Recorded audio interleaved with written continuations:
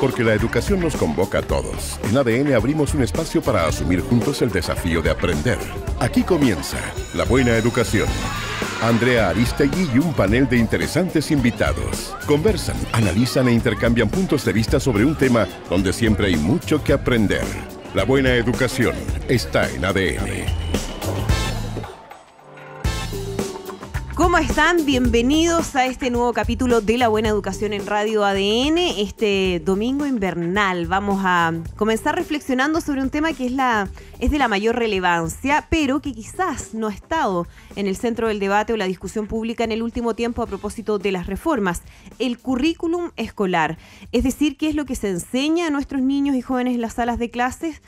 Muchas veces como papás vemos que los colegios están preocupados en terminar los textos escolares a como de lugar, pero uno se pregunta qué pasa con otros aspectos que van más allá del conocimiento teórico que está en los libros, qué pasa con la reflexión, el espíritu crítico, las habilidades sociales, las competencias valóricas, etcétera. Bueno, tenemos un currículum escolar adecuado al año 2015, esa es una de las preguntas que vamos a plantearnos aquí en La Buena Educación.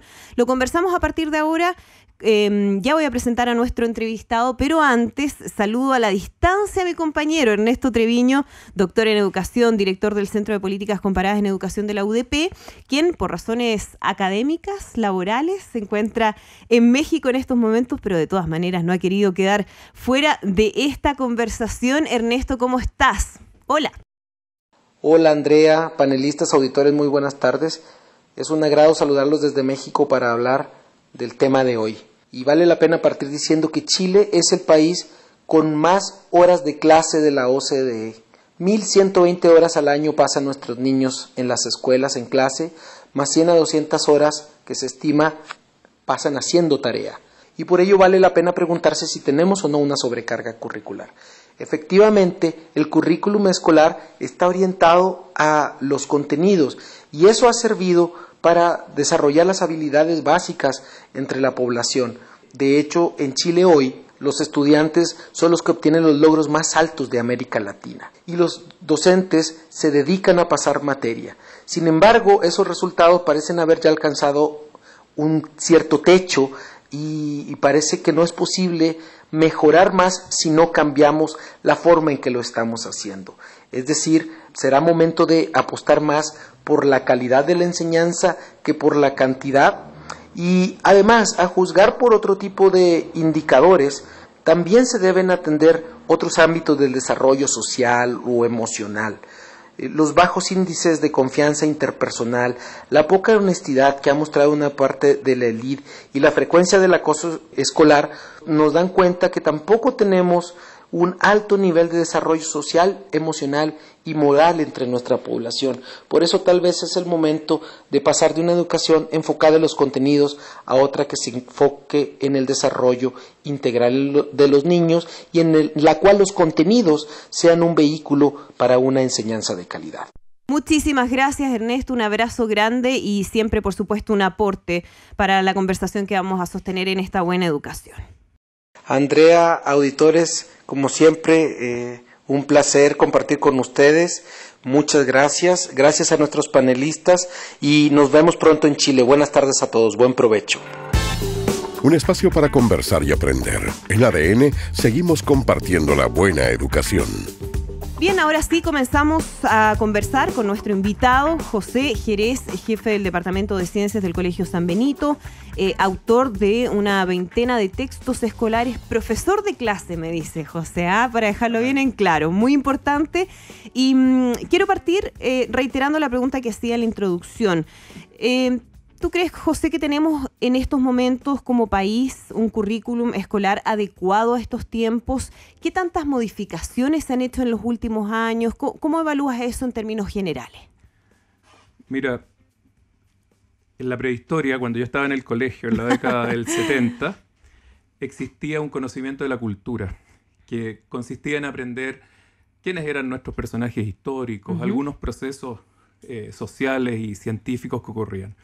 Pasaron los años y hoy día estamos frente a una cultura del conocimiento. Todo el mundo quiere aprender. Y en ese contexto, los contenidos y los saberes han aumentado considerablemente. Tanto así que si tú quisieras enseñar de manera formal, como cuando yo estaba en el colegio, todos los contenidos que existen hoy día, quizás el periodo de escolarización no tendría que ser 14 años, tendría que ser más de 20. Por lo tanto, tiene mayor relevancia hoy día, más que la reproducción de contenidos de parte de un profesor, el enseñarle a sus estudiantes a aprender. Hoy día el enfoque tiene que estar en aprender a aprender. Y eso tiene que ver con todas las habilidades que tú mencionabas, cognitivas, que es importante desarrollar en los niños. ¿Y eso se ha ido actualizando realmente con la velocidad vertiginosa que tiene el paso del tiempo en la actualidad? Es que esta nueva visión de la educación requiere profesores con nuevas habilidades, con nuevas características, porque hoy día ya no es un profesor reproductor de contenido, es un profesor que es capaz de enseñar en los jóvenes habilidades del pensamiento que le permita aprender. Claro. Y obviamente cambiar el gran paradigma que existía en la educación, que era el profesor que se paraba adelante, que reproducía contenido y que sentía que hacía clases porque él reproducía todo y contestaba todo. Hoy día es el profesor que se convierte en un mediador entre un cuerpo de conocimiento y un grupo de alumnos que quiere aprender. Y eso requiere una preparación y profesores de excelencia que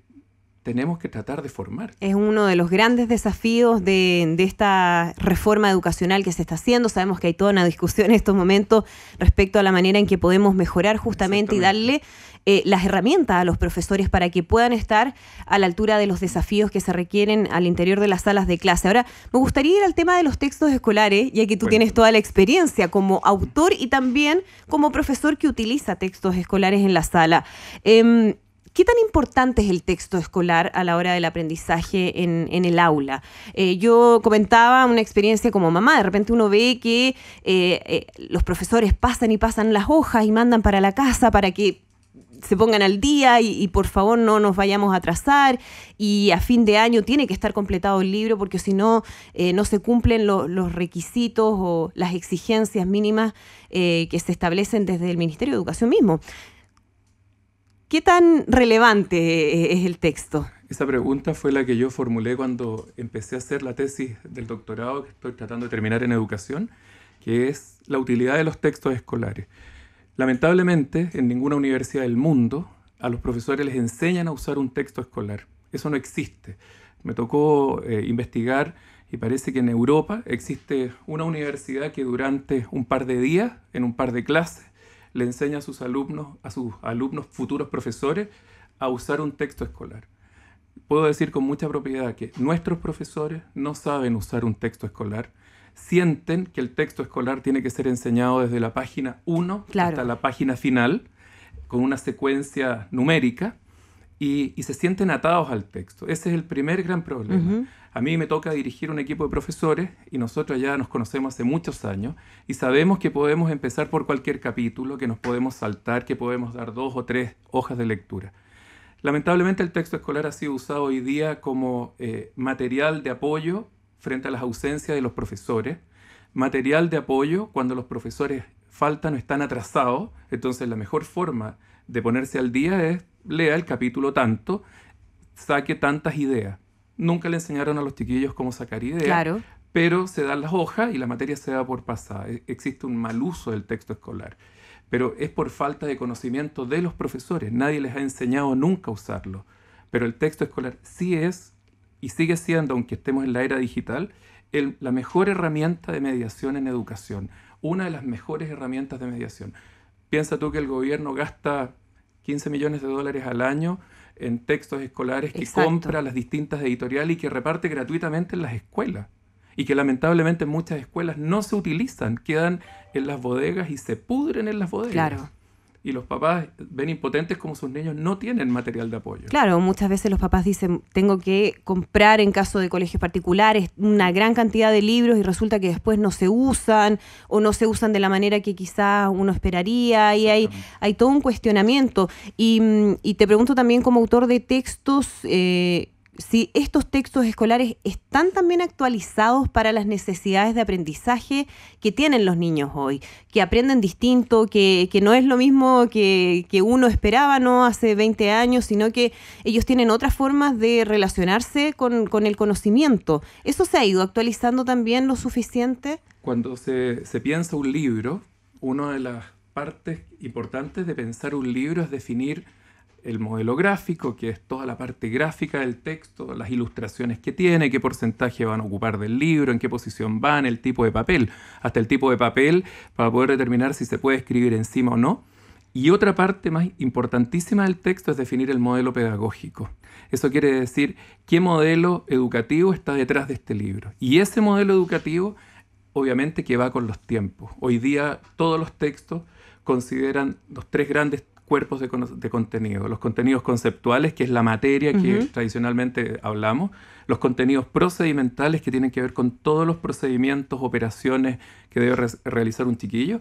Y también los contenidos actitudinales. Se busca trabajar actitudes. Así que te podría decir que sí, que efectivamente van con los tiempos. Tú mencionabas el tema de la importancia del texto, pese a que estamos en una era digital, donde hay un montón de otros instrumentos también que son bien importantes para el aprendizaje. Hay algunos textos que han ido incorporando también. Uno viene con CD o DVD y donde vienen distintos tipos de ejercicios para ir acompañando esos conocimientos y esos procesos de aprendizaje.